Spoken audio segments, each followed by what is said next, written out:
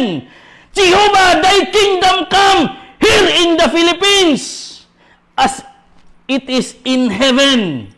Yung kalooban ng Diyos doon sa langit, ibababa niya dito sa lupa at dito po yan mangyayari sa bansang Pilipinas, mga kapatid. Kaya tayong mga born again, tayong mga religious leaders, this is the calling natin na tayo po ay magkaisa bilang builders ng divine government of the Philippines. Hindi si mayor, hindi si congressman, hindi si senador ang builders ng divine government. Ikaw na pastor, ikaw na reverend, ikaw na apostolis, ikaw na bishop, ikaw na santo papa, tayo ang builders ng divine government of the Philippines.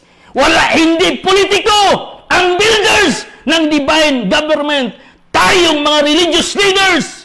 Dahil ito na po yung panahon na hindi po i-separate yung church and state, mga kapatid. Dapat yung church and state ay magkakaisa na, hindi na separated. Okay? Ginawa nilang batas na magkakaroon ng separation of church and state. Pero dapat sa 2022, wala nang separation. Ito na po yung sign, mga kapatid. Pagkakaisa.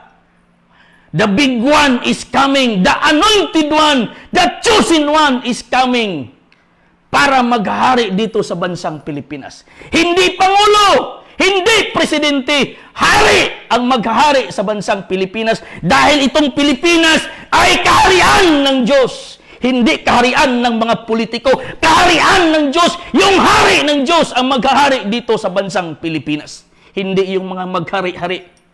Yung totoong hari. Kaya pinaunang pinadala ng Diyos ang kapa. Kasunod ang korona. At ang kasunod, mga kapatid, pangatlo, yung hari na magsuot ng kapa at korona.